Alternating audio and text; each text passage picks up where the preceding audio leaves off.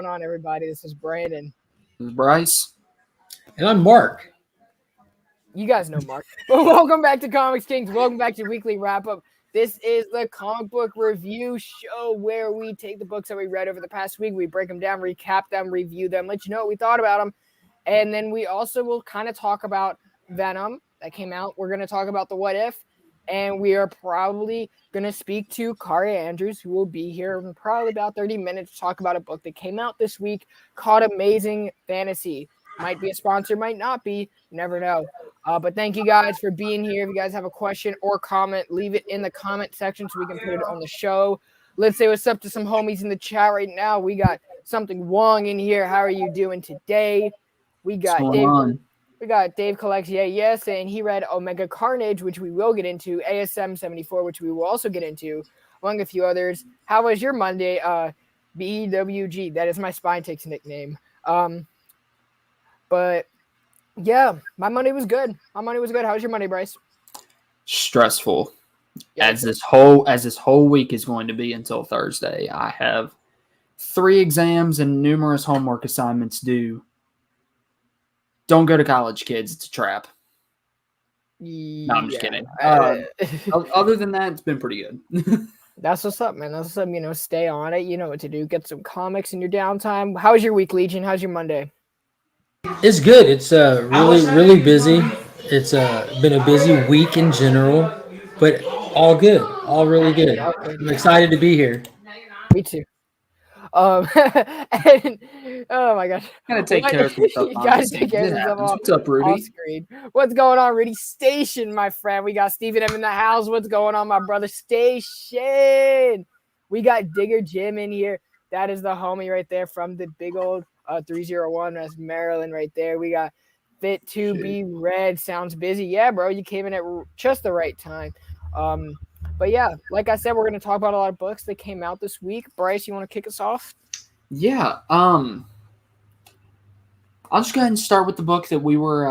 Actually, no, I'll wait for Mark to get back for that one. I'm technically here.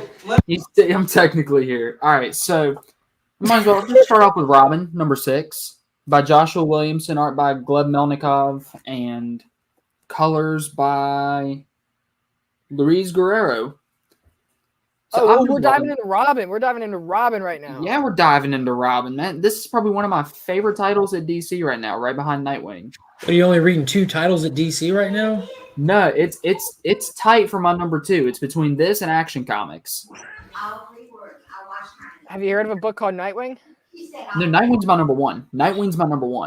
So you're not reading Son of Kal-El, Swamp Thing, Suicide Squad. I'm reading Swamp Thing. And Swamp Thing is probably, if this is a tie for number 2, Swamp Thing's my number 3 or 4. And it's tight. Swamp Thing is a better story, but I find more enjoyment in this. I love Damian Wayne. I love Joshua Williamson. And this whole book's just a perfect storm for me personally. Especially where they're letting Damian kind of cut loose a little bit. Right, I'm with it. I really want to like this book. I really do. And I've enjoyed most of it. I've enjoyed the first 5 issues. This is the one issue where I slammed it down in frustration. I said, this shouldn't happen.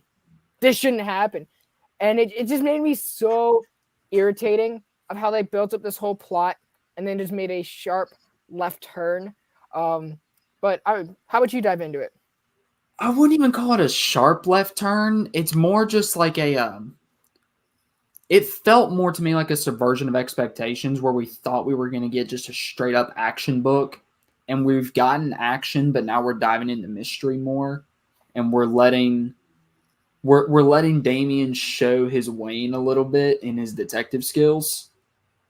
And so I'm interested to see how that pans out. Now, this wasn't my favorite issue. Issue 5 still holds that spot by far, but I thought it was solid. So basically, the tournament starts. Damian pretty much takes out his first 2 opponents within a matter of 1 or 2 pages. Right.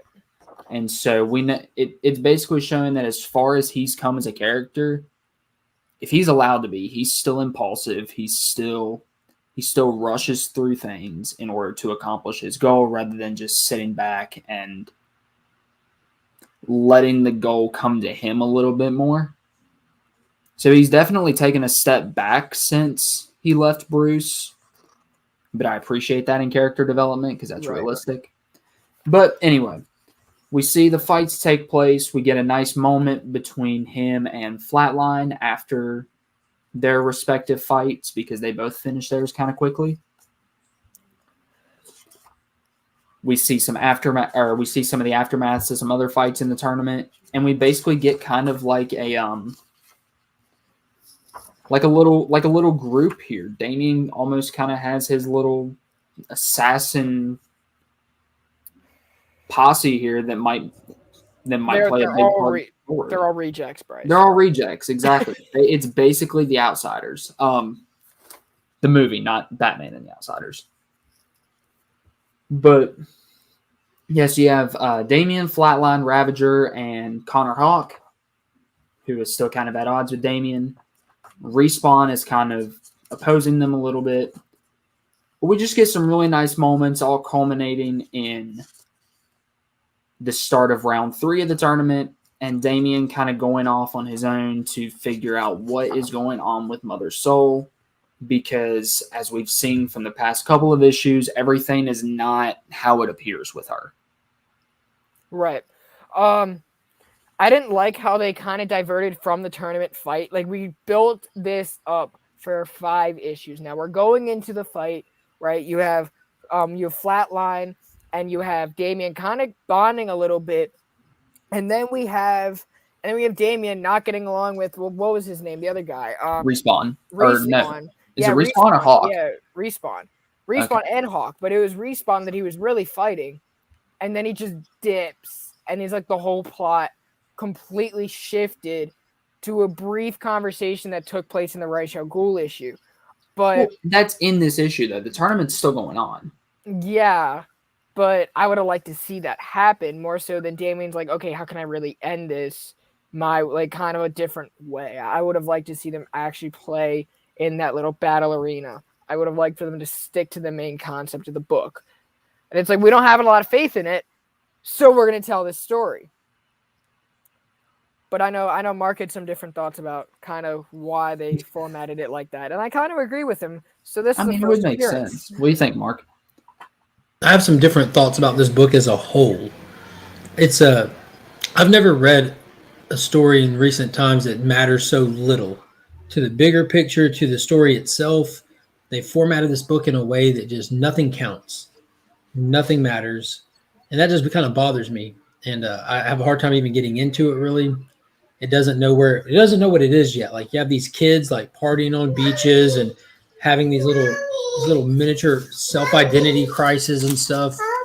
I'm opening it. And the very next second, you got the same kids murdering each other and stuff. And I don't know. I'm not convinced by anything in this book, really, to the point where I can even enjoy reading it. I just think that it just doesn't know what it is yet. But as far as like that direction shift, like you were mentioning, I think it's a matter of Williamson. I think it's some behind the scene curtain stuff. You know what I mean? I think about the time that this was written, I think Williamson might have got that call from upstairs where he's taking over the big book. And he might have made some direction changes now that he has more creative control over the back titles. You know, that'd be 2 back titles it'll have. I don't know how many issues Robin's going for. At least 9. But he could have changed his mind and wanted to switch it up and have Damien in a different place from the final issue of this to pertain to what's going on in Batman coming up. So, I don't know. I just think these characters are goofy. But a little knockout kid with his hype man behind him with Respawn. Like, how many Deathstrokes do we need right now? And it's stupid, man. Everything about this book is stupid to me. Right. Like, they have these heartfelt moments, like legit heartfelt moments, like between Connor and Damien, or Damien and the Bat family, and then it just stands out as like this weird good part of a otherwise mediocre book. It's just, I don't know, something's off with it for me. Yeah, I kind of felt that, especially in this issue. This whole run, I thought had played to its strength, which was Damien's dialogue, but this one really didn't do that. By the way, what's going on, Sheena? What is going on, Comic Vet? I see you guys in the chat. What is going on? That's Rudy. What's going on, Becker? What's up, guys? What's going on, Little Legion? Well. What's going on? Hey, there you go. By the way, if you guys did make it through all the Instagram promotions that we attempted to do today and made it here, you guys are awesome. If you're catching on the replay because you didn't know that we changed the time slot, which is our second week in a row doing so, thank you for catching us on the replay. Make sure you guys sub it to Mark if you're not already. He just hit 1K. Congratulations to Mark. Congrats, man, for sure. And this guy already has so many channel members. This guy's like making bank off YouTube already. He's already on his way to being the next YouTube millionaire, next TikTok famous This guy. is all set up for the big move to TikTok later. I've already bought a lot of crop tops. I've got some twerk music in a boombox. Oh, heck yeah. Oh, and you got the spandex in there too, right? Oh, yeah, the Spanx specifically. Nice. Thirst Trap cosplays? That's me. Oh, yeah. There you go. I want to talk about a book that I'm going to talk about the other Williamson book that came out this week. That's Deathstroke Incorporated. This is by, of course, Joshua Williamson, as we just mentioned, but we also have Howard Porter, but this did not feel like a Howard Porter book at all whatsoever. This felt like some intern drew it up, hoping to get into DC Comics and get onto a Batman title. That's what it felt like, because all of the Batman tech Deathstroke copped, and I don't like that. I'm sorry. It's like, we've seen this before. Now that Batman is broke, his tech belongs to a secret government agency, and it's being sold to Slade to do the work for this trust agency, who is just trying to double-cross the Justice League and every bad guy in the universe. But they're kind of manipulating Deathstroke into it, giving him all these kinks and gadgets, painting it in Deathstroke colors, saying, here you go, play the hero. Deathstroke's like, well, I'm about to die. That's the premise of this story. And Black Canary follows him. And I just did not, I liked some of the moments in there, like when Deathstroke was like, oh yeah, I'm dying, blah, blah, blah. But I don't particularly care for that because I don't really see Deathstroke as being the guy to save the day. I don't really think that suits his role. If I want to have the last memory of Deathstroke, I want him to go out trying to kill Nightwing or something. I want to see something badass happen. I don't want to see this shit. But like I said, this didn't really feel like a Howard Porter issue. Some of the pages, the splash pages looked like Howard Porter, but nothing else really did. This literally felt like Scott Snyder and Greg Capullo concepts from Batman New 52 in a Deathstroke book. And we've seen it before. So I'm not really involved in it. The story did pique my interest enough to buy the next issue. However, Christopher Priest coming off a spectacular Deathstroke run, this is a letdown. And I think everyone who did read the Deathstroke run by Christopher Priest knows that this is a disservice to the book. I have not gotten to read this issue yet, but I don't know. It was just weird. I feel like this would, if Robin wasn't like a step towards the big Bat book, because he would have found out he was taking over by the time he was writing Deathstroke Inc. So I'm still hopeful. Joshua Williamson is one of my favorite writers right now, but I can definitely see this being intentionally Batman adjacent, which would be disappointing. Yeah, I don't know how Batman adjacent it's going to get or not, because Lois Lane's brother is supposed to be a big deal linked in with this. This kind of been introduced to the Justice League stuff, the Damon Rose character. So we saw the little band of misfit Deathstrokes go at him in the Justice League book, kind of setting up the Deathstroke Inc. book. And they kind of explain away a little bit of what it was, and I was actually turned off from it, so I just skipped it. Initially, I was just going to read it digitally. And then I started hearing some feedback from it. I'm like, I'm just going to wait to see if it matters, because I don't see how a Deathstroke Inc. book, again, matters. My pool is so big right now, I've got to be selective with what I read. I don't have a lot of time. And this did not make the cut. I realize that I'll get enough context from the stuff I am reading. And when stuff really matters, it won't happen in the Deathstroke Inc. book. It'll be happening in the pages of other books. Yeah. It was like there are concepts that are fine and I can rock with them. But the story as a whole was barely enough to pique my interest, just because if Williamson can write good character moments like he did with Barry Allen, I think he can do it with Deathstroke. So that has my faith. And Howard Porter, they worked together on the Flash, so I don't see why this should really feel so off. Maybe it's because Williamson is too busy trying to be the crux of the DC universe right now. But yeah, I think he's really spreading himself too thin. And I think if he had a little bit more thought-provoking stuff in this book, if Deathstroke is dying, well, then that's going to come to an end and nothing he'll do really matters. It's just how can he get to that point where he's dead, kind of thing. And I don't know. Playing with death is a tricky concept, especially when you have a villain, you're turning him into a hero. it's Infinite Frontier, so I'm sure you can pull another Deathstroke from another omniverse. I get comics once a month, but I read Titans United and Dark Days. Dark Days was great. Titans United was not my favorite book. It was fun. It was fun, but very inconsequential. But yeah. You need that sometimes. It's a one-off just to get people hyped into the show. That's all. It's just a series that stands on its own. Yeah. But the show's just not that great. Are we gonna stick with the DC board, or are we gonna hop over to Marvel? Whatever. Mark, you got a book you want to talk about? Mark has family stuff going on. I have all kinds of stuff. Y'all read Department of Truth? That's 2 issues behind. You want to talk about it? I have not read a single issue, but I've heard really good things. And if Image collects a hardcover, I'll probably grab it. Dude, it's like one of the best monthly reads on the shelf. Hands down. See, if I had to pick an Image book, like a best monthly read, I'm going Firepower. But I'm a Kirkman fan, so I love Firepower. I don't know what I love Firepower. I love Firepower. The book is so bad. Did y'all read either of these, or better yet, both of them?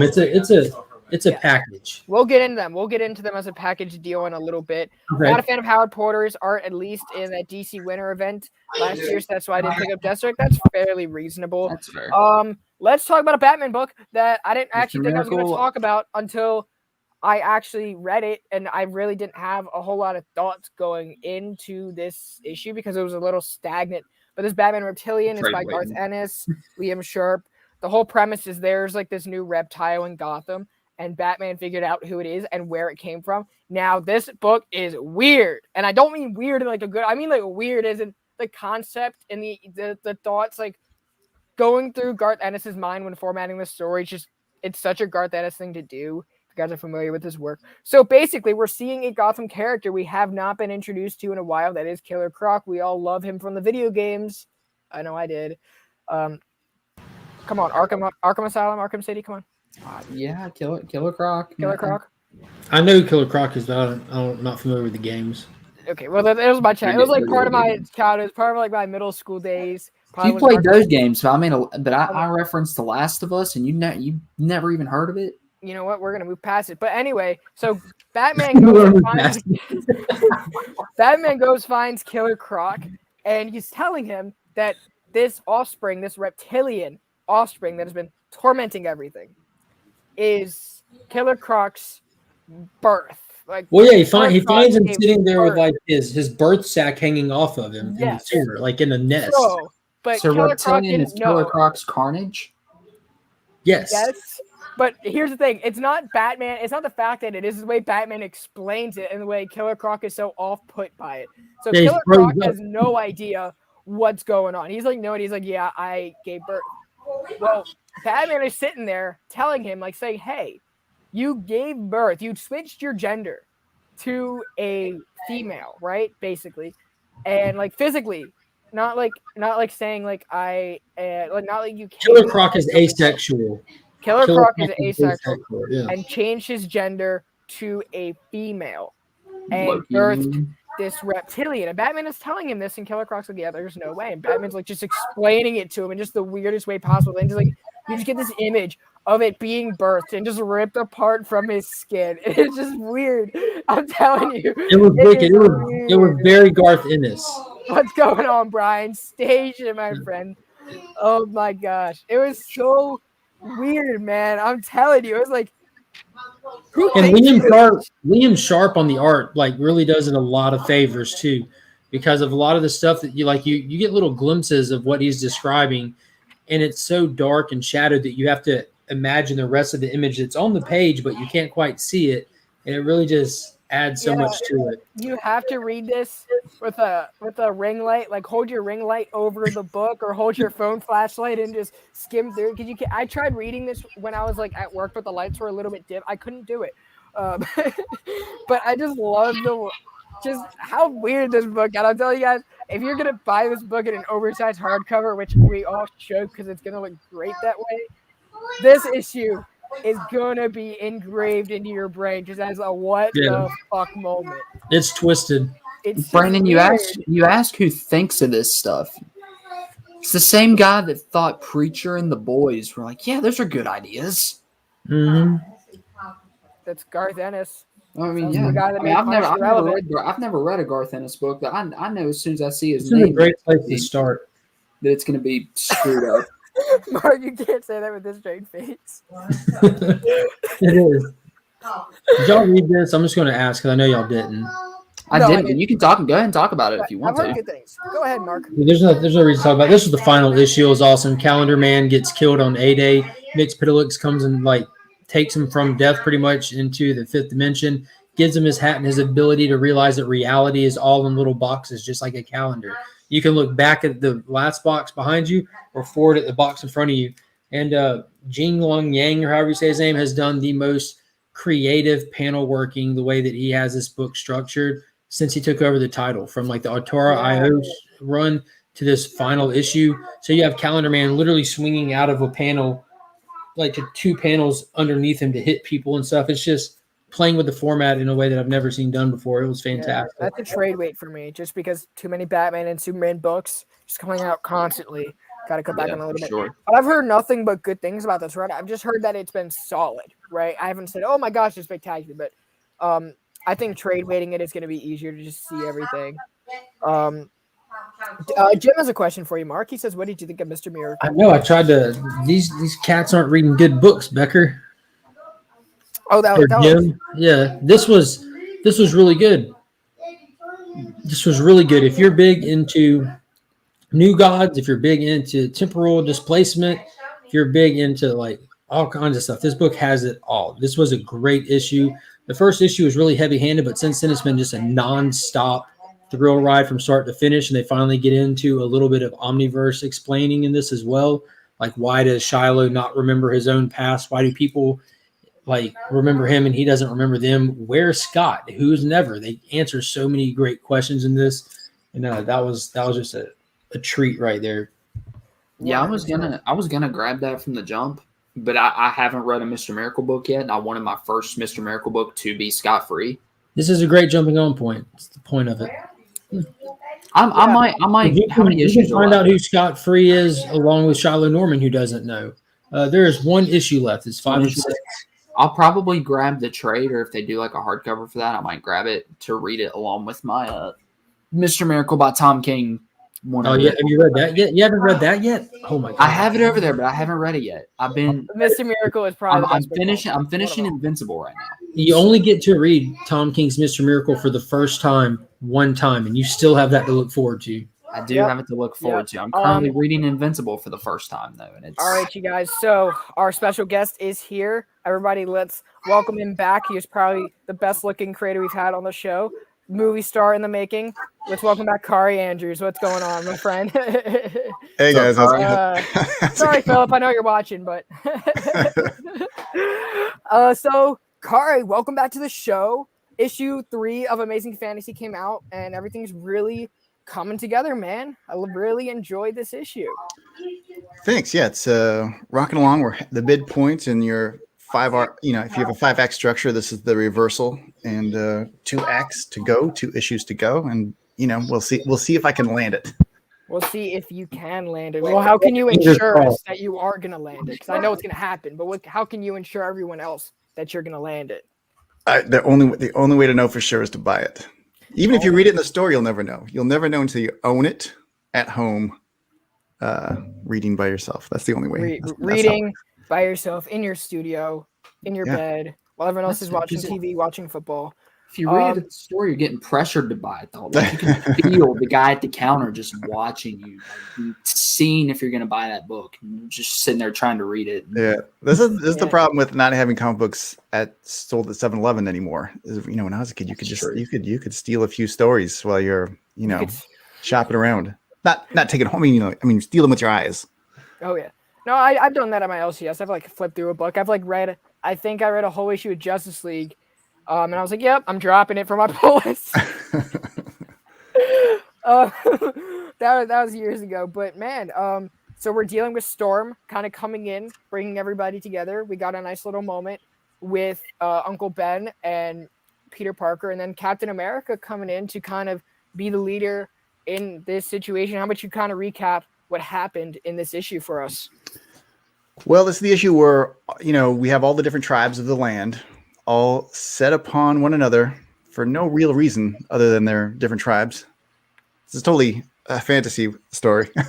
And, I have each hero kind of like emerge in one of the tribes, and they meet on the battlefield, and we are going to see what happens. It could be, in this issue, it's mayhem. Mayhem ensues. But I try to have each character deal with the situation in their own signature way. And even though Cap is someone who is probably the only real soldier, Black Widow's still in training.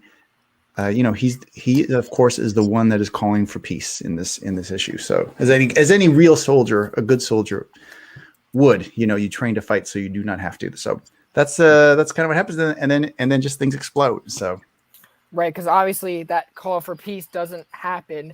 So now we're just gonna be dealing with that obviously in the next issue. I do like the layouts that we had. You got a lot of dragons going on in here. How do you kind of manage the story with the whole concept of what you're trying to tell, writing and drawing everything? Well, every story is different. So I really approached this one in a new way. I mean, I'm kind of obsessed with process and which is why I have so many art styles. I just love to learn how to do things and how to do things differently and how to try new things. And in terms of storytelling, one of the things that I wanted to try was there's this idea that I've heard that if you're in true creativity, peak creativity, you shouldn't actually know what you're doing, because the idea is you're expanding beyond your normal boundaries. So you're going into the unknown, right? And the creative process is to go into the unknown, manifest something, and bring it back into the known. And that's why people are so attracted to the creativity, because it's that process of making known the unknown and exploring. And if it's done well, you're doing new things every time. And because what's the worst thing you can tell an artist is they're a hack. Oh, you're just doing the same thing you did last time, which is strange, because you would never say that about a plumber. Oh, you fixed that sink the same way you did last time. You never do it with a fireman. Oh, you saved that building the way you did last time. But any of the arts, that is actually the worst thing you can do, is to do something you've done before. So the way I approached this story for me, which was new and different, was I always, of course, write and plot out my stories beforehand, but I wanted to be looser than I normally would in my plotting. And I wanted to take a greater percentage of just letting it happen in front of my eyes as I was drawing. So normally I would probably plot more, and I still plotted out the whole, every issue, whatever. But I did a little bit less. I took probably 15% back from what I would normally do, because I wanted to try to manifest it in front of me. I wanted to deliberately not know, to some extent, exactly what I was doing. And you shall be the judge if I completely did not know what I was doing, or if I found something worthwhile. But for me, the process, that's what I was right. The creative process is a learning experience in this book. I'm really liking it. I'm really liking the panel layout. Makes it pretty easy to read for a lot of newer readers who aren't as familiar with these characters. But it's also very compelling, and it flows really well, which kind of gives off, I think, the vibes of this book. So it's really working in your favor, man. Yeah, thanks. We'll see. But I've done projects before, like Renato Jones. I was very experimental in my panel design, and very much double page splashes all the time, and really trying to use those panels as tricks to tell the story. But pulling up Benda's right there. Yeah, in this tale, I've definitely dialed that back, and the panel to panel is much more traditional in terms of panels, or that to tell the story. I'm not really using tricks. I'm not emitting panels and panels, or doing meta panels, or some of the other things that you might want to do in another story. Right. This one is pretty straightforward, especially because you're doing a lot of action and bringing everyone together, make it easier on yourself. I was trying to highlight this question. Kaare, what's your favorite Looney Tunes character? People want to know. Favorite Legion character? Looney Tunes. Oh, Looney Tunes character. Oh, I don't know. Melvin the Martian, perhaps. What about you, Mark? Same one. Yeah. Bryce? I mean, this is gonna sound like a cop out, but I mean, You guys all suck. gotta be Bugs. Am I the only one who says Tweety Bird? Yes, you are the only one. Maybe we can relate. I look, Roadrunner's pretty cool. Roadrunner. I do like Roadrunner. Also, big happy birthday to my man Chamorro Cinema Manny. Happy birthday yesterday. Birthday, Hope you had man. a good one, brother. But back to the story. What do we have to look forward to the next issue, man? What can you kind of tease us? Well, things get a little bit nuttier, and we're going to follow our heroes as they encounter some new things they haven't encountered before. But for the first time, our three heroes are together. That's kind of the events of issue 3 kind of like just blows everyone away, and then we kind of like, we kind of start picking up pieces in the next issue. So Right. So we will see. I'm actually on just did my script fixes for 5, so my headspace is in 5 right now. Right. So I know about 5 then. last time you were here, you're like, guys, I'm super excited for 4. And I'm like, yeah. Wait 2 months before we can talk about 4. Now we're a month away and you're saying, hey, we're going to talk about 5. I'm always like, that's the worst part is like, just like creatively, I'm invested in the thing that's like a bit too far away, but you got to get to 4 to get to 5. So Yeah. 4 will be fun. 4 will be like, again, it's like, I'm just trying new things, and I'm trying to do new, different things with the archetypal versions of these characters. So like the characters that but the situation is brand new. So it should feel like a whole new experience.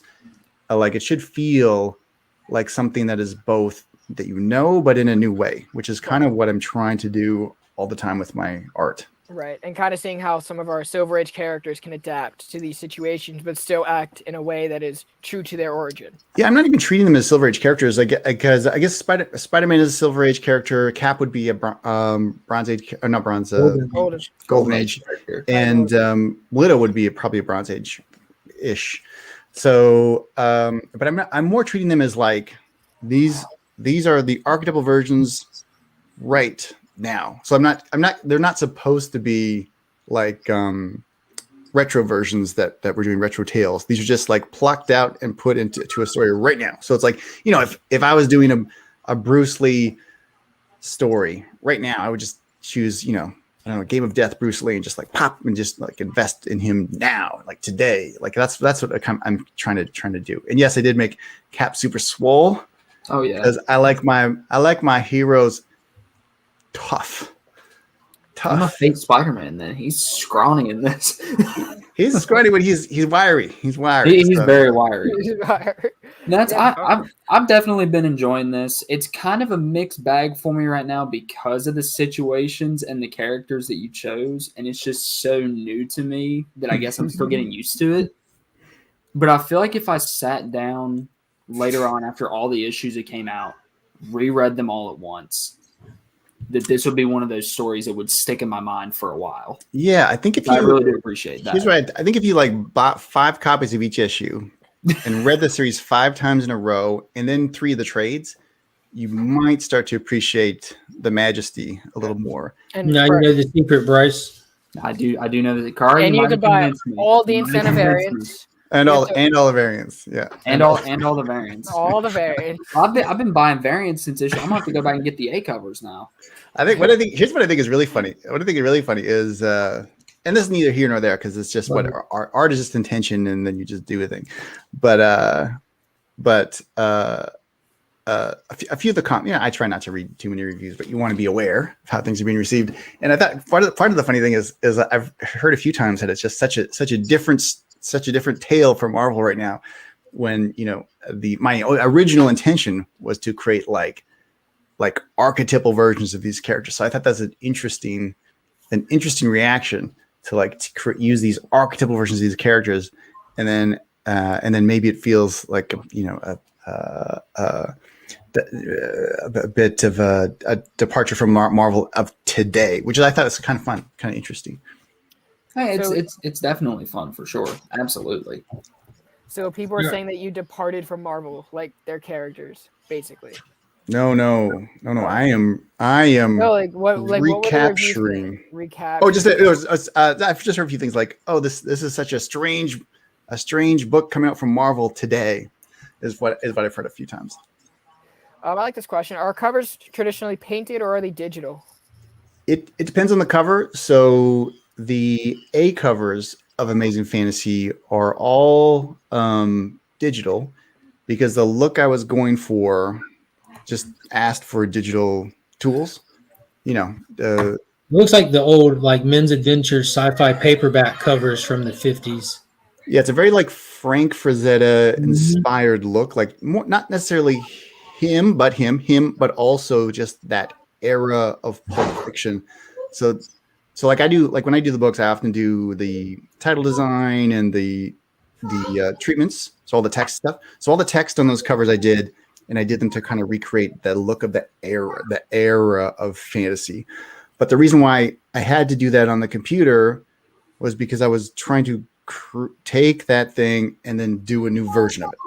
So inject the new. So for me, that was, take the inspiration of the 70s, 60s, 60s, 70s covers, and then I had to do them digitally because there are certain things you can do digitally that you cannot do with the traditional materials. And I didn't want it to just be like, oh, this is a pastiche. This is just the past. Like it needed to be new. And so some of the tools I use, like you just cannot do in any other way that's digital. And that's the best way to use digital. It's like you just want the result. You need to always think about the result. But I'll show you what I have let me just grab some art. I'll be 1 sec. Oh shoot! This is a segment that we do a lot of times when Kaare's on the show. We get art segments. Yeah, beat that, lay my frame. No, I'm kidding. I love lay my frame. Okay, so for instance, the beat covers, I wanted to do all on paper. I wanted to do all real. So I have this Amazing Fantasy number 3 Black Widow variant, and this one I wanted to be that's the one. So I wanted to. Was that in your hand the whole time, Bryce? Huh? He was right. We talked before. He was right. No, it's just sitting here on my keyboard in case I needed to flip through it. So what I wanted to do with this one was more of a pastiche of the past kind of thing, and I was going for an 80s era. This was an era cover. So my B covers are all era covers, meaning they should actually almost sit in those eras, and the A covers are like I'm just using inspiration. I'm just stealing from them. So for this one, I did like kind of like on paper, kind of like pastels and paints and airbrush. So I finished it off on the computer. I did a few things on the computer that I couldn't do on paper, but I really wanted to create this kind of like Bob Peak, Bill Sienkiewicz kind of like look of the 80s, kind of that 80s like Apocalypse Now or any of the Sienkiewicz's covers. And so it's like very like I use the tools. I use the tools that they use: pastels, paint, airbrushing after pastels, like this crazy stuff that artists like Bob Peak used to do that you're not really supposed to do in the art world, but because they do it, it's so cool. So, and then sparkles everywhere, that kind of like 80s sparkles everywhere. So that's pretty fun. Yeah, it looks awesome. But do you need my address? This one's been sold. But it's like it really is like, you know, when the thing I love about art is like you how you do something is half the result. So the approach to something is half the result. So you become very upset, or I do anyways. Some of my friends become very obsessed with technique because you know the specificity of the technique will create the specificity of the result. So you can't just make a thing by doing this thing. You have to make a thing by doing that thing, and then a thing by doing that thing. And mixing and matching the different techniques, pastel or computer or whatever, is half of the art itself. So I try to do the writing too. I try to do like, you know, how you write something is the result. So if you're very character based, very television paced, that is the result, you know, because of your intention. Right. So I just obsess about all this stuff, which is half the fun. You got to pay attention to detail, kind of fanboy in your own head. Speaking of television, what did you guys think of What If? Kind of rolling into that segment, because that was a bit that we did last set. Yeah, I still haven't watched any What If, but my kids watched the first three, those up to the zombie one, and they really like it. They really love it. Oh, the zombie one was fantastic. Yeah. Makes me want to rock out to some Olivia Newton-John. That's awesome. Everybody's been going back, and all I've seen on my thread is Marvel Zombies, Marvel Zombies, Marvel Zombies, Marvel Zombies. I'm just like, Kirkman would be proud because 2 months ago, all I saw was Invincible, Invincible, Invincible. Yeah. That's cool. I think it's a well. You Yeah, I haven't had time to watch it, but I have walked by a few times when my kids were watching it, and it looks very well done. So I'll be excited to watch it at some point. I'm impressed with the animation. It's just right now they're trying to marry together a lot of the concepts that they've addressed, except for the Marvel Zombies, which is why I like because it was its own thing. But they're taking like different like outcomes from the MCU, and it's like, okay, well, what if the opposite happened? But they kind of pull an Endgame, and we don't get a lot, not an Endgame, an Infinity War, and skip over the character moments, and it's like, I leave myself with this emoji. I'm like, cool concept, but are they just too much concept for the time that it's being told, or? I wouldn't say it's too much concept. It's like there's not a balance between an overload of action and actually like development in the characters in the world that they are, rather than just how they're reacting to the world around them. 2 fantastic episodes, and the rest have just been, It's been like this emoji, but like it's a cool concept. I wrote with it, but you didn't do 4 and 5, fantastic. Wait, what's the other one? The Zombies is the good one, and what's the other one? That's no, the Zombies isn't even the good one in my book. You go back to the Doctor Strange episode. Doctor Strange was hands down like just a fantastic story. It was full of heart, full of heartbreaking character development, and then the companion to that came out this week, where Ultron like succeeds in getting the Vision body and going from there.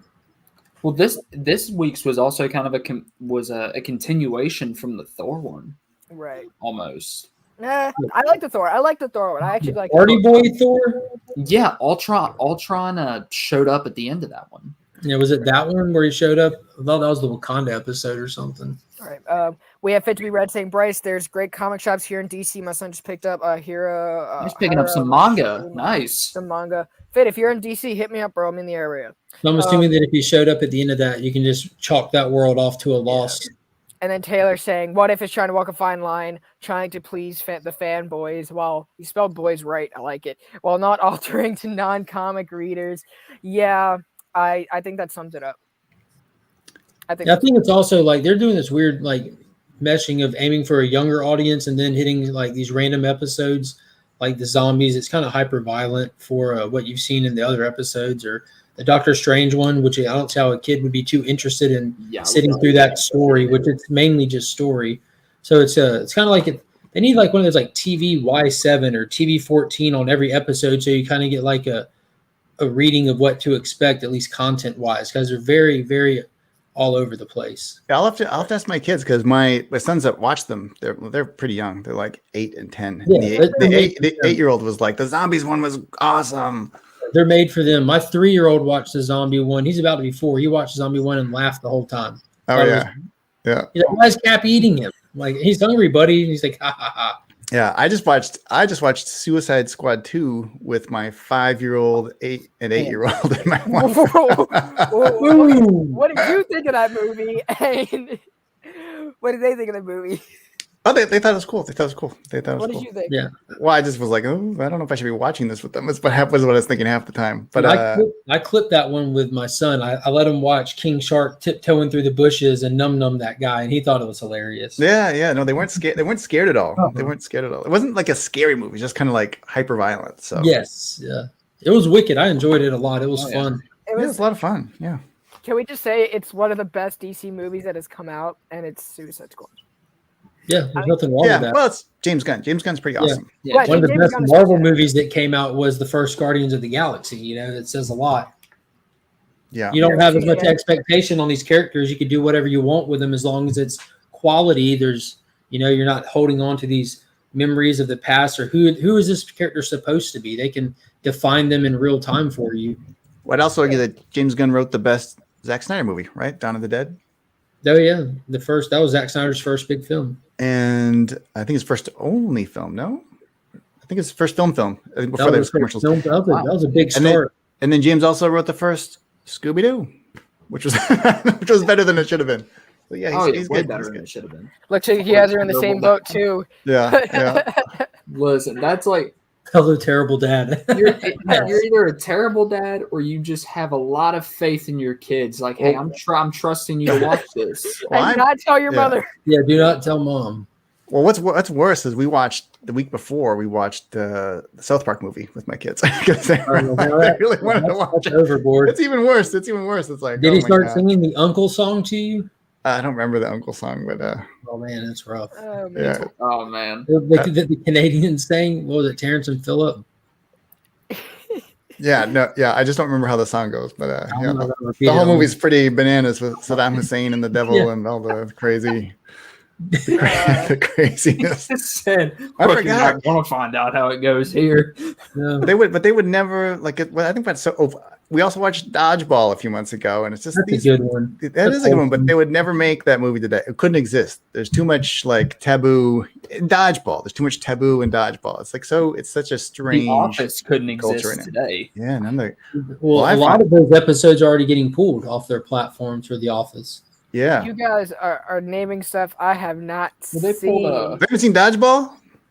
He's not seen The Office. Oh, I've actually only seen a handful of Office. You know what? So something I learned about being in this community is everyone's so heavy on their films. Now, I'm not a big movie TV guy. I watch movies. I watch TV. It's just I have to pick and choose because I'm so busy. I don't have like a whole hour to spend by myself. I'm always like, I hear you. I don't understand people do that. I'm like, I don't know. I kind of question what people do in a day when they're like, "Oh, I watch this, and yeah. Like, well, I would say my biggest film watching years were my bachelor years, where it just was like obsessed with movies and just movies. Fall asleep to movies, watching movies all the time. And my generation before streaming and stuff, when I got into my house, I couldn't afford cable at first and this and that. It was just cheap DVDs and stuff like that. So if you wanted something playing on the TV, it had to be a movie or a box set of a TV show or something. Well, then I was also obsessed. Brandon, all this stuff we're talking about is like pretty much a decade old at this point or older. So we've had time to catch it on the rewind. Bryce is my age. Bryce and I are the same age, Mark. It's all pre-streaming. So back in the day, it was like just a DVD commentaries, DVD behind the feature, whatever. That stuff was amazing, and they don't really even make it anymore. Yeah. The amount of times I would go on a vacation when I was a kid, I had a portable DVD player, and I would take like an entire like mini case of DVDs with me. I would watch a 2-hour movie and then go back and watch all the deleted scenes. Yeah. Sure. And then watch like half the commentary. Outtakes and everything. Outtakes, yes. Dude, I remember when Prometheus first came out. Like when that came out in theaters, the first thing I thought about is I'm ready for this Blu-ray to come out so I can watch it with the commentary and figure out what the director was thinking. Like that was like one of the coolest things to be able to do with movies that like are very subjective or leave the viewers like with a question. You go back and you watch it with that commentary with the director, and you're like, "There's my answers." Mm-hmm. Right. The amount of times I've done that with like Blade Runner 2049. Yeah. Well, now you can just get in chat rooms or go look up stuff so easily these days. Half of that stuff's on YouTube now. Yeah. I guess I have some homework to do. Well, let me recommend that everyone watch Sniper Assassin's End. It just hit Netflix in a bunch of countries. That's the last movie. That's the last movie I directed, and it's last week. It went up to number 9 in the world in Netflix, which is pretty cool. That's awesome, man! It's Congratulations. Dang, that's awesome. So if you're in Canada, I think it's on Amazon Prime. But if you're in the States, I think it's still on Netflix in the States. I don't know. We were like number 1 in the Philippines and a bunch of countries like that. It's hard to tell. Like Sniper Assassin's End. It's just a little movie. It's a little action movie. It's the 8th film in the Sniper franchise. That's what it is. Oh wow. This is the same. Well, that was like the shooter with Marky Mark or whoever it was. Yeah, so it's the first Sniper came out when I was, I think, still a teenager, or pretty young, and starring Tom Berenger and Billy Zane, and then I directed Sniper, the 8th installment, also starring Tom Berenger, which is pretty fun. And Becker, like the Tom Berenger, Billy Zane, exactly. So you can watch the new one. I think it's on Netflix in the States right now. I will probably watch it right after I finish this show. And I actually have 2 other shows to record tonight. So that's my goodness. Of course, I'm going to change my shirts in between. So like I'd fool you guys. You shouldn't, because now we know. So it's just wasting your valuable time that you don't have. Yeah. Instead of changing shirts, like wear a bunch of like obscure hats, or like wear some like fake glasses or sunglasses just for all like. Make changes that no one else would make. Yeah. Like same shirt, same outfit entirely. or change inside, become a better person with each episode. And, surprise us. Surprise us. Well, whoa, wait, I don't know what kind of backhanded whatever nonsense that was. I'm the child of two counselors. That's the change comes from within, Brandon, not a t-shirt. Brandon, this is an intervention. Oh, I guess we're just not telling you. We're all here because we love you. Oh, and Kaare is just here Tolerate to is a better word. I'm here to pimp Amazing Fantasy. On sale last week. On sale last week, on sale next month. If you want to help Brandon, the only way to do it is to buy 5 copies of Amazing Fantasy. Yes. And 3 copies of the trade. If you guys want to support the And all show, the not brands. subscribing only helps us so far, but buying Amazing Fantasy helps us out tremendously because they're like a backhanded sponsor to the show. One Kaare's here. A little Really? bit. How do I get in on this? I don't know. On How do this you get in on sponsorship? this? I don't get any sponsorship. I don't get any sponsorship. I don't know. I just throwing it out there. Fishing right now. But anyway, Kaare, thank you so much for coming on. I'm super excited for number 4 coming out. Guys, Amazing Fantasy number 3. If you're not reading this series, make sure you do pre-order it. That way we can have more projects like this in the future. And make sure you guys pre-order the trade as well. Kaare, number 4. Awesome, guys.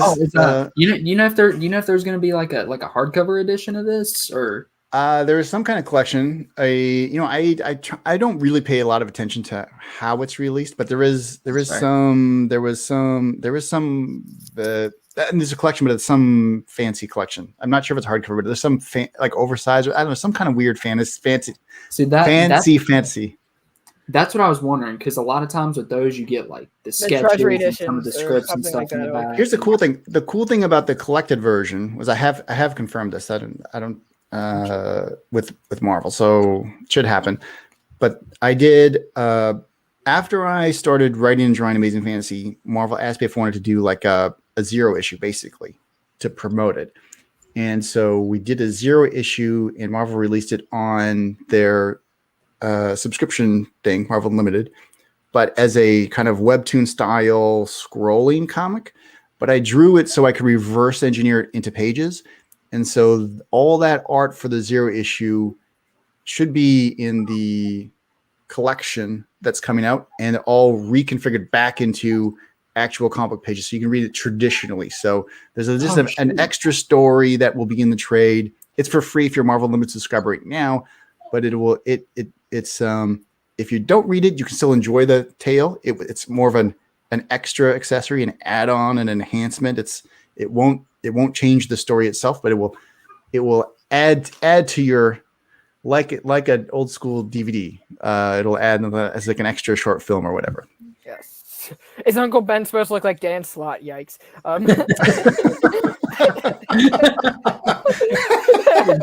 Oh my gosh. Oh my gosh. Lord, he does. I love Dan Slott. I love Dan That's my turn. That's my time to get out of here, guys. Guys, I love Dan Slott, by the way, you guys. Dan Slott was one of my favorites, but no, Dan Slott is a great writer, great guy too. But anyway, Kaare, thank you so much, man. Always appreciate you coming on the show. We'll see you back for issue 4. Yeah, let's do it. Let's do it. Take care, All my right, guys. friend. Listen, thanks, man. Have a good night. How do I get? I got you. Jesus. The red button, since she's still there. Oh, I'm back. Oh my gosh. All Yeah, it's the red Click button. the red button. right. All right, see you, Leave man. studio. Yes. All right, see you, Kaare. He said, I got you, and just killed him. I got you. Yeah, Yeah, I got you. He's still.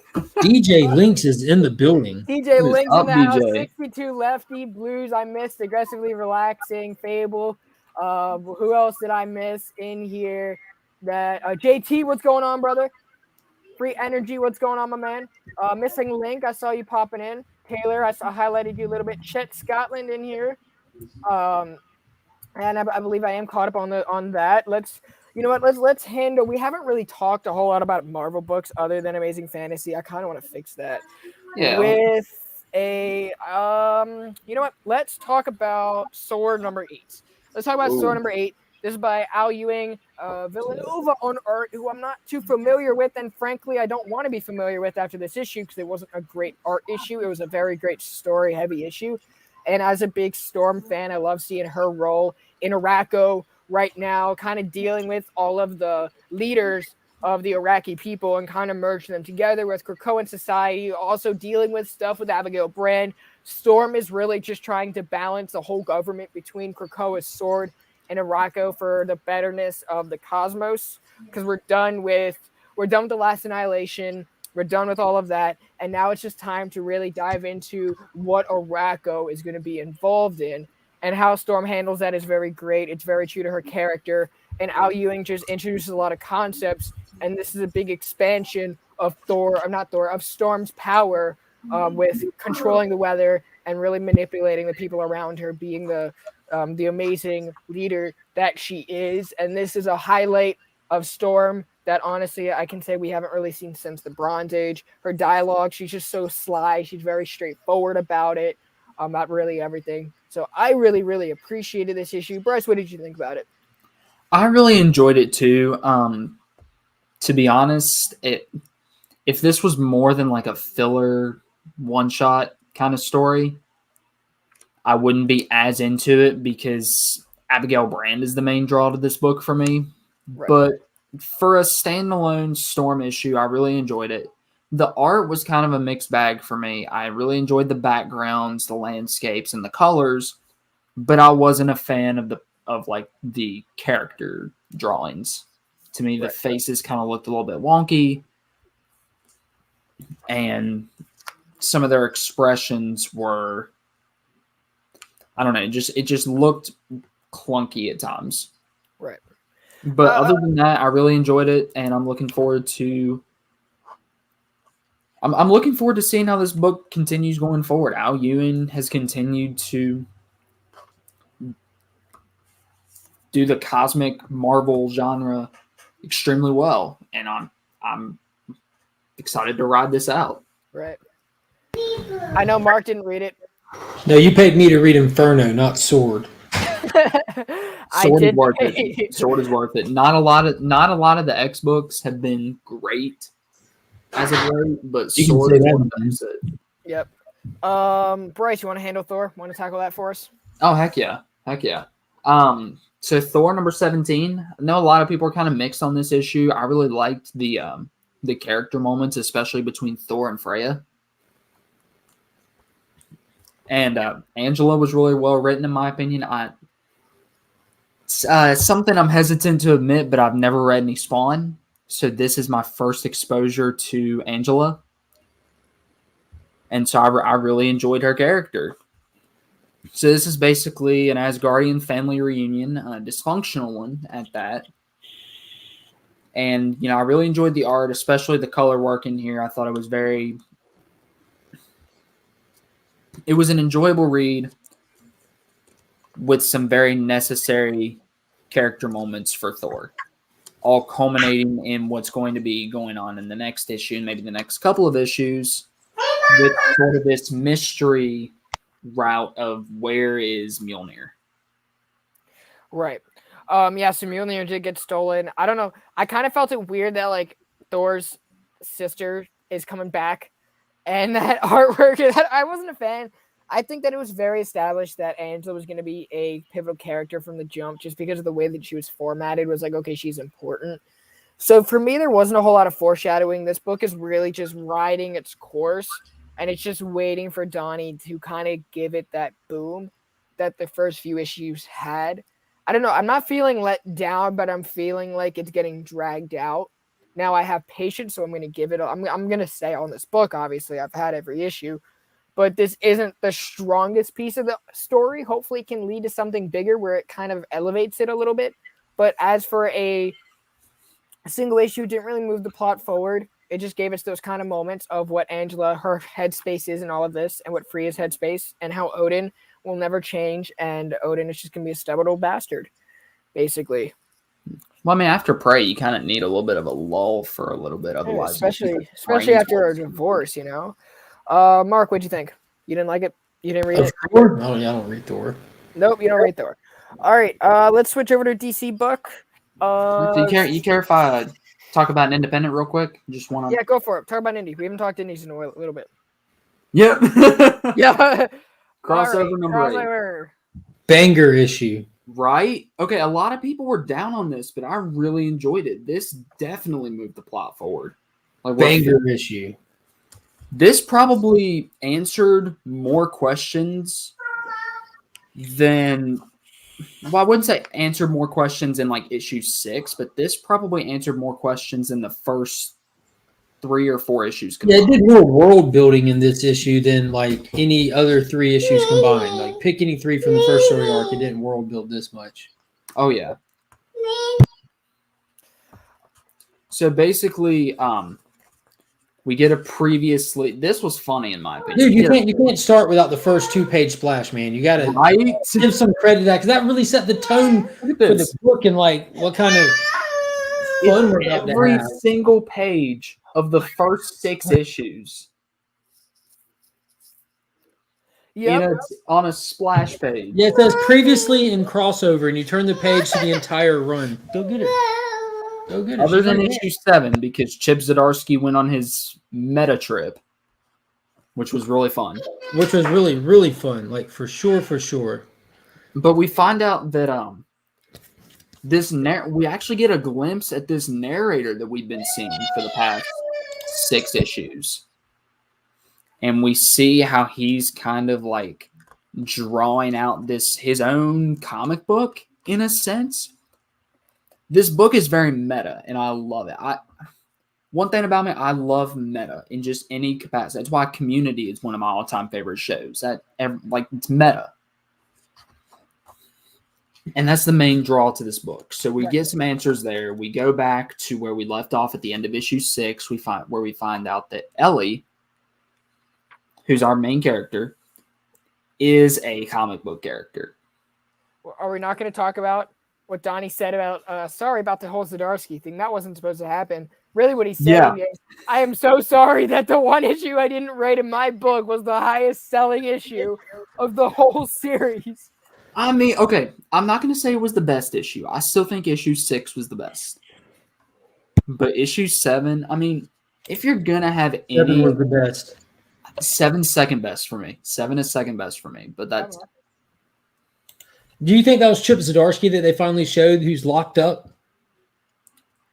I mean, not Chip Zdarsky, Donny Cates himself with the beard and the long hair, imprisoned. Like we saw, like how you said, we saw that. That's Donny Cates. There's no way that Donny Cates is not narrating this book himself. What if he pulled a Chip Zdarsky in Sex Criminals and just made himself a character in the book? Yeah, I could see it. He's narrating this. We get introduced to the detectives from Powers, which I thought was really interesting. I've not read Powers, but it's high up on my image to read list. Excuse me. We see the detectives, like, even with Valifax in their hand, they're just like, okay, whatever, and just shoot her. Which Valifax to me is the highlight of every issue it's in. God Country is probably still my favorite Image book right now. It's either that or Invincible, but God Country's up there. So I love seeing Valifax. We see Ryan get called back to the police station, and he is going to interact with his father. My only problem with this book is when I pick the book up and I flip through all these pages, I'm expecting a ton of story. But then it stops the story like 3/4 of the way through the book, and we get a bunch of ads. Every time. This book feels so thick, but there's so many ads in each issue. Which I'm cool with ads, but just make the book thicker and give us more ads. Have you figured out what the page count is for this? Like, I haven't even thought about that. I think it's still a 24-pager. It's still I think it's still a 24-pager. I think it is still a 24-pager, but still, when they feel as thick as they do, it throws you off. That's the one thing that's made me mad about Image books recently, because I forget which book. Geiger did the same thing. Yeah. Geiger did the same thing. Like, there's like paper prices up really high too, and they're just wasting all that space with ads. They also have Donny Cates on an insane contract in there, so they can do whatever the hell they want. A book that I would like to talk about before we get into the super books, I do want to talk about a book that ended. We're going to talk about a book that I can't stand, but it's over now, so I don't have to stand it any longer. That is Amazing Spider-Man number 74.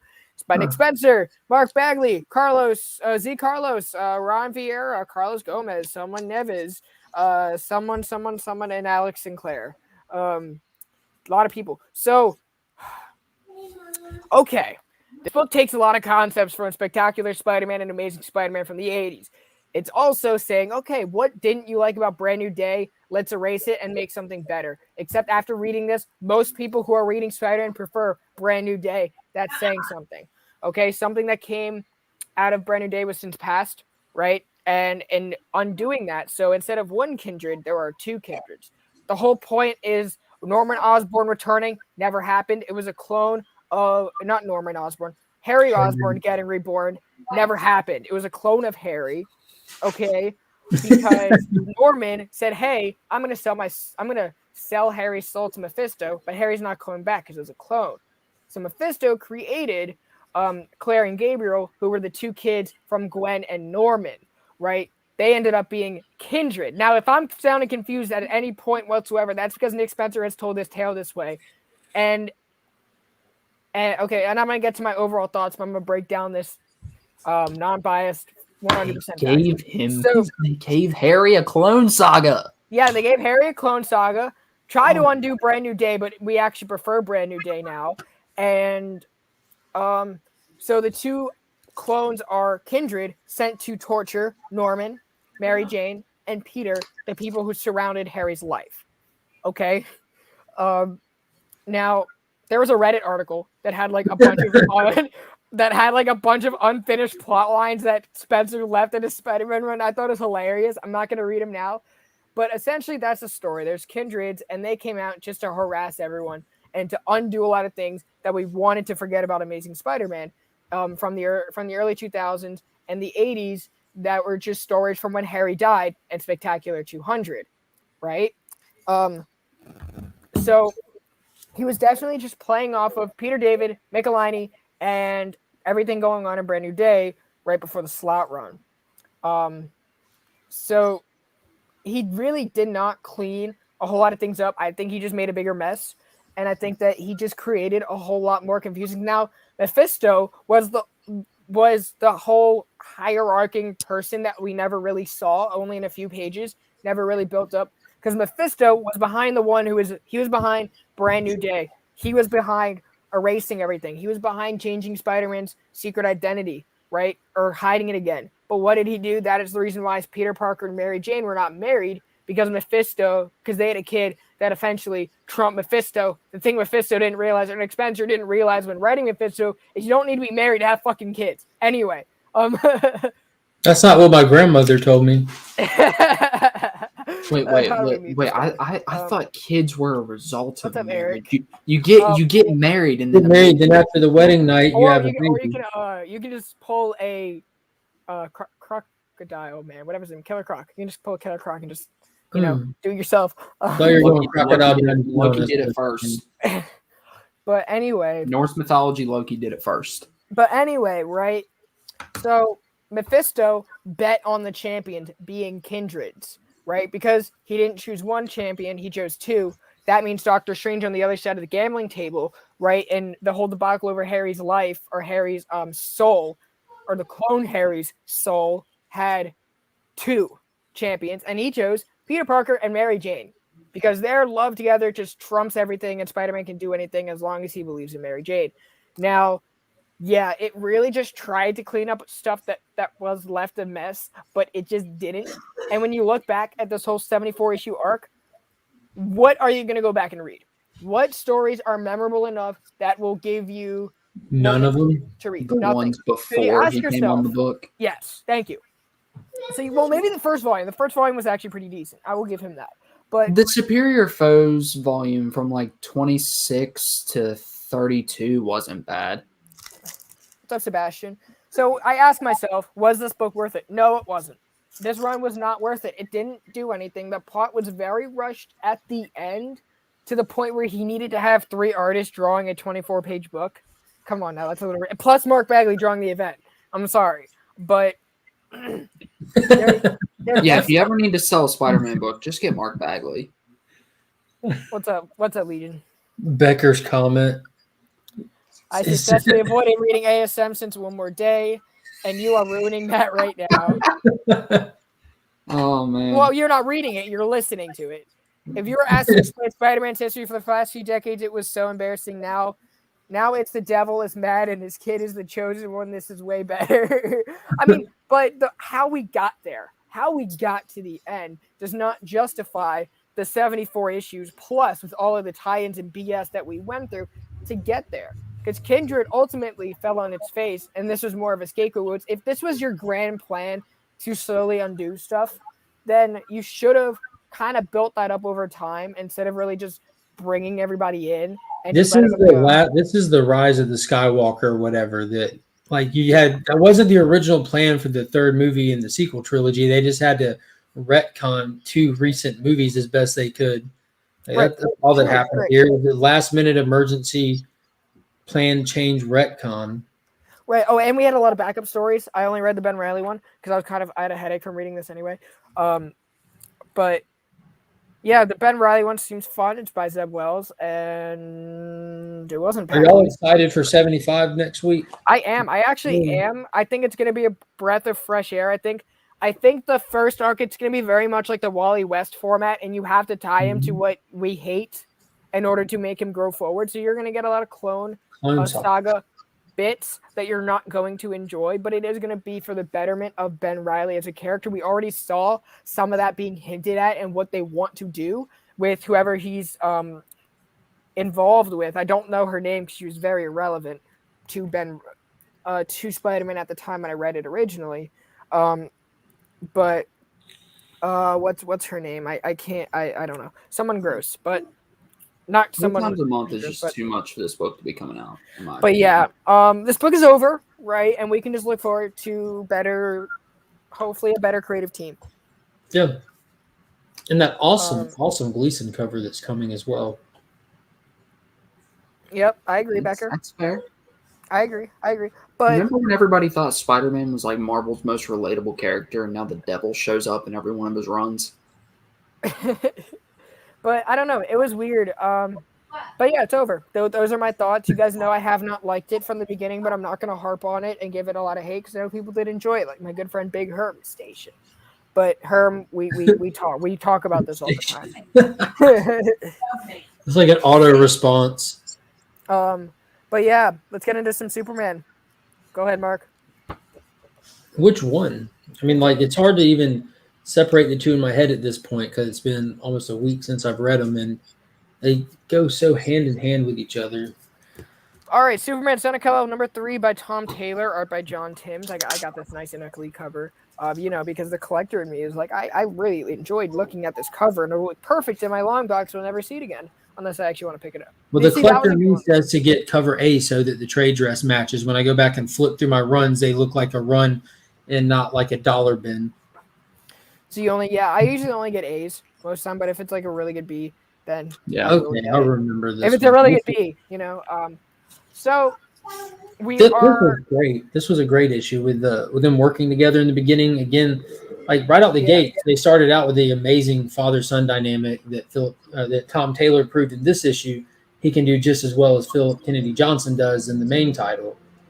It's like this was like really a proving ground, in my opinion, for what Tom Taylor can do with the Super Family. Right. Johnson set a high bar with the dynamic and the way that they interact with each other and make it so realistic and relatable, like with the human aspect of them all. And Taylor pulled that off in this issue, and I was really excited to see that. And I know behind the scenes, I know that Philip and Tom work collaboratively on these 2 books. A lot of people thought that, hey, Philip is leaving Superman and it's going to be the Tom Taylor show. Quite the opposite. They're working collaboratively to give you 2 stories so that when Superman eventually goes to War World, Tom Taylor's going to carry the new Superman on Earth story. So this is really that separation where they're going to have one last father-son dynamic, and then John is going to take over with his friend and kind of being his like Jimmy Olsen. And then Clark is going to go off to War World. And we meet Ma and Pa Kent. We go back to Smallville, and we get a good moment with that. And then we deal with the Gamora and kind of their plot line and dealing with this big guy who doesn't like his refugees being on America's soil. And he blames John. So his whole goal now is, John, I'm going to screw you over because that's what I do best. Did y'all think in this issue that there was they were like teasing a coming out moment with that page No. right there? No. I'm gonna be totally honest. I'm not reading this book. Oh wow! Like when I was reading it, I'm like, because like there's already the rumors that they're going to make John either homosexual or bisexual, and when I read this page, it was literally like a setup for a coming out moment. I'm like, oh, they're going to pull a coming out moment before Superman leaves, because like there were clearly like knowing that that's the kind of the talk, you can clearly see the undertonings with a lot of it with John and the pink-haired fellow that he's flying around town. Right. Like, you know what I mean? Yeah. And like he opens the door to his house, and like his family's just staring at him, and his guest is like, "What's happening?" He says, "John," and then down here he goes, "No, not yet." Like in the little thought bubble. So I'm like, "Oh wait, is that what John's thinking?" But then you turn the page, like I thought we had more time. Like it was his dad getting ready to say bye. Right. I don't know. I think people are gonna find something to look for. I mean, if he does turn out to be bi, as long as he stays. Oh, I don't have any problem with it. I just was saying I thought that was the moment. I thought we were about to get it. Yeah, then Key Collector would have gone crazy. But let's talk about the other one that came out. This is the goodbye issue of 1035. This is Action Comics. This is the culmination. As you guys know, Philip Kennedy was on the show last week. And this is his descension to Warworld, but before he has to kind of tell the Justice League, screw you for not joining me. Aquaman, screw you for not joining me. And then Lois, screw you in the sky, as we take sleeping in public or public sex to a whole new manner. But Bryce, what did you think of this issue? Why don't you break us down? Well, it's like Adam Eve said in Invincible. Nobody ever looks up. But no, I really enjoyed this. To me, poor Legion. Daniel Sampier is probably the best artist choice for Superman right now. The only one I can think of that I would like just as well would be Bruno Redondo, but he's got his hands full with Nightwing at the moment. But the writing style in this was fantastic. I especially loved the moments between Clark and Lois. See, to me, this is where, like you mentioned with ASM, how Doctor Strange was betting all of his, was betting on Peter and Mary Jane's love, which I don't think is as strong as that book was trying to portray. Clark and Lois, on the other hand, is that strong. Right. And so I really enjoyed that. I love the character moments between Clark and John. Just wish Clark would treat Connor the same way, but that's neither here nor there. They did. They did good. And why'd you leave her? Why did she leave you? That's a movie. Oh. My super ex-girlfriend. Uma Thurman. Oh, man. Oh. But yeah, honestly, the goodbye in this was very, very touching and very heart-wrenching when seeing John's dialogue. It's like, look, I've seen the future. I know that you don't come back. Why won't you listen to me? And it really shows how much of a hero Clark is. It reminds me of that line in Captain America, the First Avenger. He's not the perfect fighter, but he's a good man, and that's what makes him a hero. And I feel like this issue embodied that perfectly. Honestly, if I had to pick a pick of the week, this would be it so far, even over Inferno.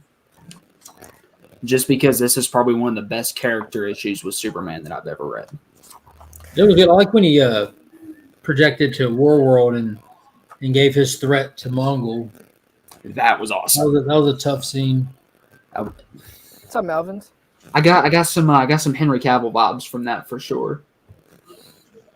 And again, they recreated that goodbye scene between him and Jonathan.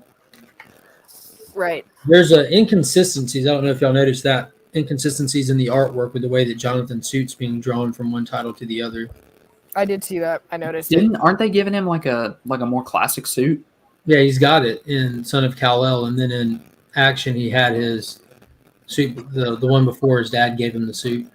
Right. Maybe that'll change in 1036. So who knows? Let's see. What else did I read? I have two more DC books to kind of really bang out before we get to the big boom, which was Inferno. I checked back into this book. I don't know why I checked back into this book, but I did, and I'm back out. I'm checking out. I read Justice League 68. This was the crossover between Naomi's parents, Checkmate, that Bendis is doing, and what are they called? I just don't even care for this book. I didn't even remember. Try to remember Deathstroke it. crap. The United Order of the United Order of the United Planets. The United Order of the United Planets. That sucks. Anyway, yeah, that's a concept from his Superman. He's basically merging together. Hey, Checkmate, which is basically Leviathan Part 2. I couldn't really tell. Superman, that was a dud. Whatever I'm doing with Legion that you're never gonna find out for like another year. And Naomi. Now her parents, we re-met her parents and got that association with the Justice League, and it's like, yes, Naomi, you have permission to be with the Justice League as long as they don't start corrupting you. And Batman and Naomi's starting to like talk back to her parents, and then Batman's like, yo, like I wasn't even having parents that I could talk back to.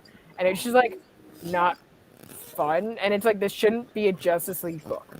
This is everything Bendis couldn't tell because his books just didn't sell, telling it into one story. So I'm out.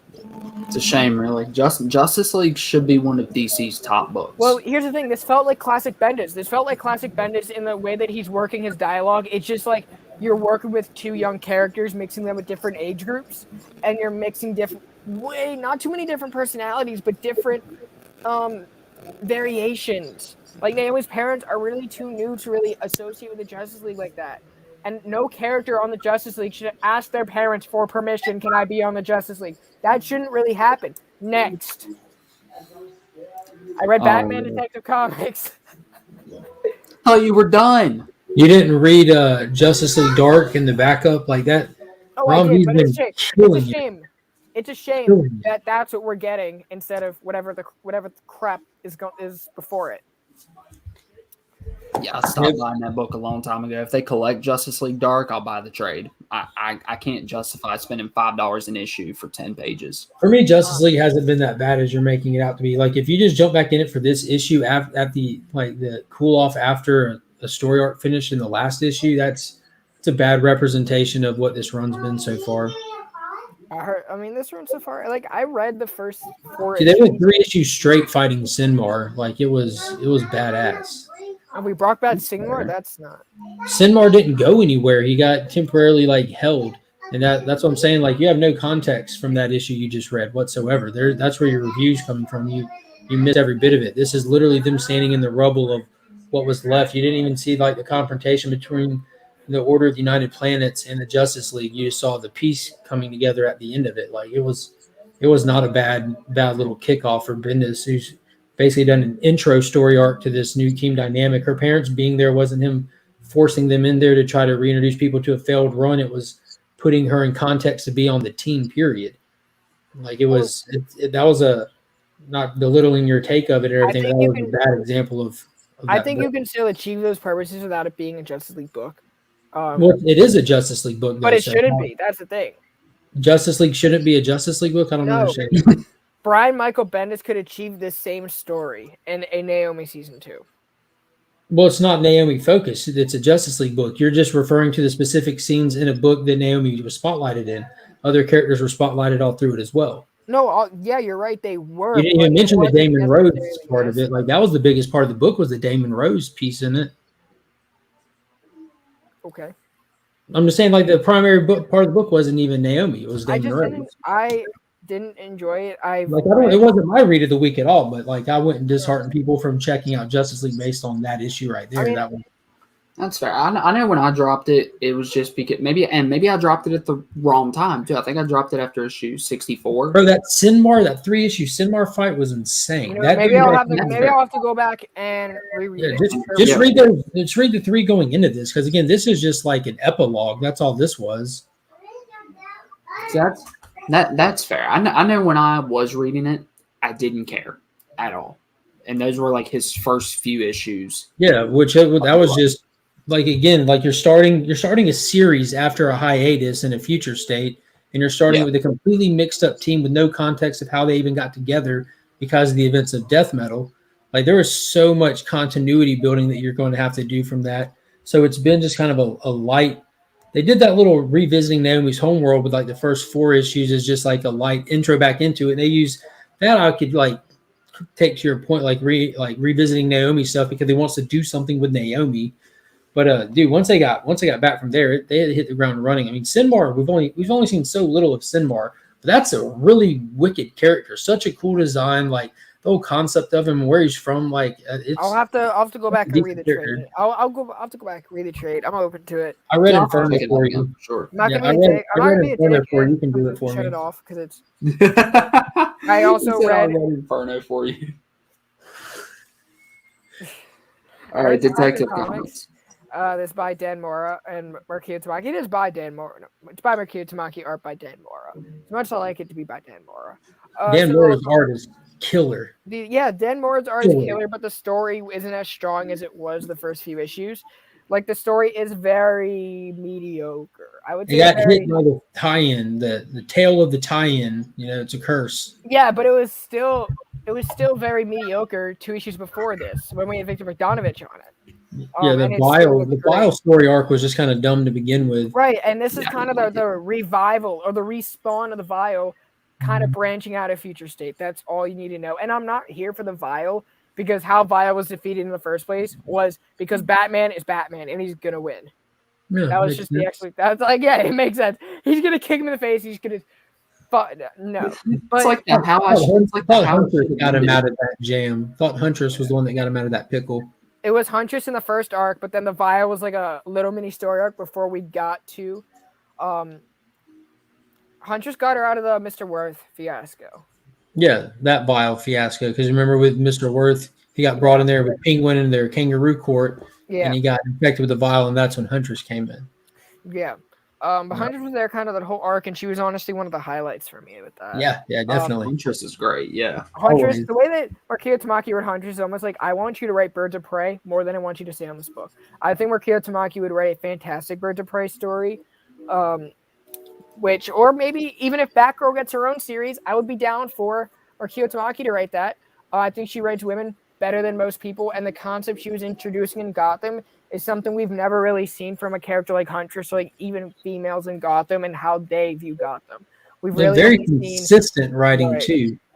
We've really only seen the male perspective in Gotham, which is primarily Batman's or Jim Gordon's or Dick Grayson's when he was in there. We never really got to see the other side outside of the New 52 Batgirl. So I'd be down to kind of see that kind of take place. But as for now, I think I'm dropping this book simply because I don't want to keep picking up Batman books that I think that are not excelling. Or, you know, when you're gonna get a Batman book that you're gonna like. If there's 6 Batman books out there, you're gonna find at least 2 that you're gonna like. If I'm not liking, I'm not gonna buy it. I'll tune back in a little bit later because I do like Dan Mora. I do like the creative team. It's just it's not doing it for me right now. I think I'm even done with the main Batman title for now, at least until Williamson takes over. And I know that we do got to talk about this last book because Bryce, I know you do got to dip soon because I know you do got projects. Big Bad Inferno #1. All right, you guys. So this is by Jonathan Hickman and Valerio Scaiti. Oh yeah, you got the wrapper, and I got 4 covers. There you go. Is this a one shot or is this the start of another X title? This is a 4-issue mini. This is a 4-issue miniseries. It's kind of a spiritual successor to House of X and Powers of 10. So timeline wise, it takes place in present, or does it go back and take place at the end of those series? No, it takes place after those series. So basically, you can jump into Inferno if you've only read House of X and Powers of 10 and X-Men issue 20. Yeah, but this technically takes place after the Hellfire Gala and after, and after everything. So the whole point that we open up with X-Force invading the Orcus plants. They're sending them after Nimrod, and they keep returning to Nimrod. So the way it works, whenever they die, they get resurrected because they're on Krakoa, but Nimrod gets smarter. So kind of like that whole master mode concept from the Sentinels way back when. So after that, we kind of see the relationship between Nimrod and the widowed wife of the husband who sacrificed himself to become Nimrod, and we kind of just see how cold she's gotten since the events of X-Men 20.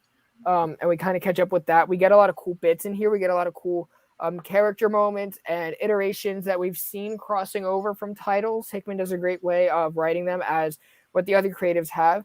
But then we catch up with Moira McTaggart. So in House of X and Powers of 10, we saw that one of the lives that Moira was killed in was left a mystery, right? We get that answered, which I will get into, which that's actually what we open up to. We get Moira's third life, and we see how Mystique and Destiny confronted her, because Destiny's powers is basically living to the end, okay? Destiny can live through the end. She is invincible, almost invincible. She's damn near invincible, even though she died. She's very powerful, and she can also see the future, much like Moira. So Destiny and Moira have clashing visions on how they want the future to wrap up, because they've both seen the end game, right? So Moira kills Destiny because Destiny kills Moira first. Destiny kills Moira because she got mad at her. Okay, Destiny ended up dying in I believe it was Powers of 10 number 6. So we see how Moira died the third time. This is why she has it out for Destiny.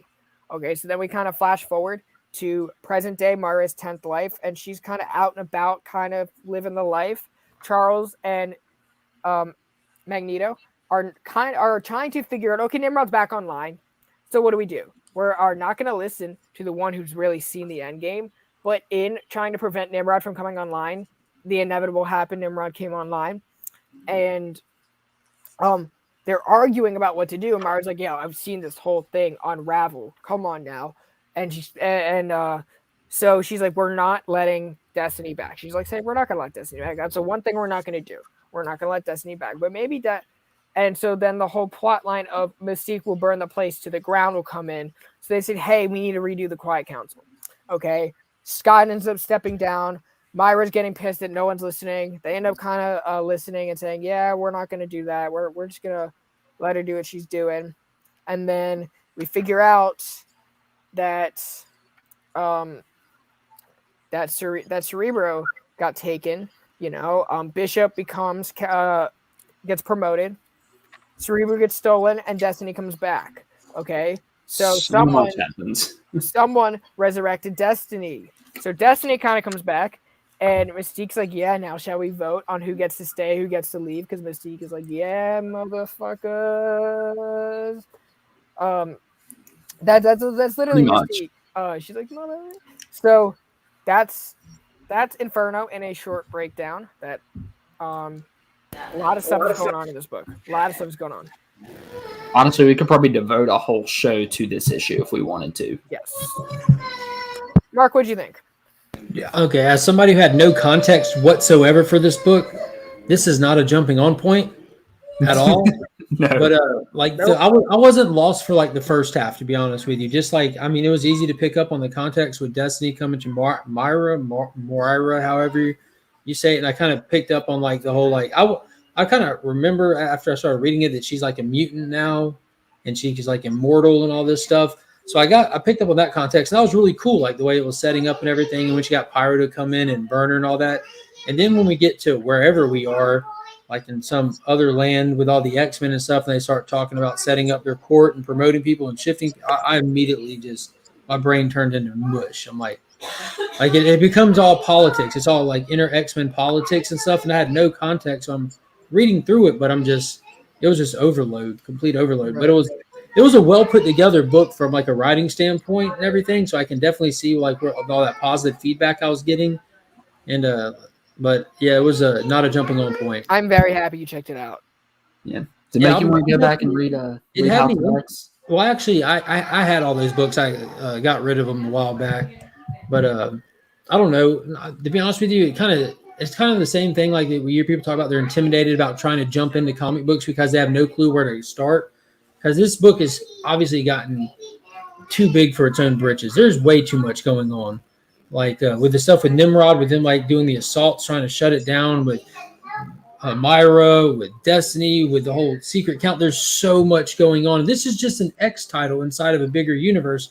So it seems really intimidating. That's coming from like a longtime comic reader, even, like, where would I even start to try to grasp this? And knowing that there's like 15 different X-Men titles a month, like, what's the point? Like, in all seriousness, like, what's the point right now? What are they trying to achieve? This is a lot of fan service right now for X-Men fans, because it's like you have everyone now in one world. I think the creatives are having just as much fun as like a lot of readers who are on board with it, just seeing them involved in this universe. No, I mean, like, story-wise, what are they trying to achieve? What is their goal with this series? That's an honest question. It's Jonathan Hickman. We won't know until the last issue. It's that simple. It's Jonathan Hickman. And if you know how Hickman writes, you know that he will not let you know anything until, like, he'll leave it there, right? But he's a very thoughtful writer. This and anything else that Hickman's written, even in his X-Men run, are very creator-driven. A lot of the other titles, in my opinion, with the exception of a few, especially as of late, I think of just Marvel's put them out to sell more books. Notable shout out to a few indies that came out. First being Adventure Man by Matt Fraction and Terry Dodson. They will be on the show sooner than later. Still working on a date, but they are coming. This book's great. I'm happy that it's back on the shelves, and it's a great family book, family friendly for all ages. And we're getting into holiday season going forward, so I know that much about that. And then we have Berserker number 5. This was actually one of my favorite issues from this whole series.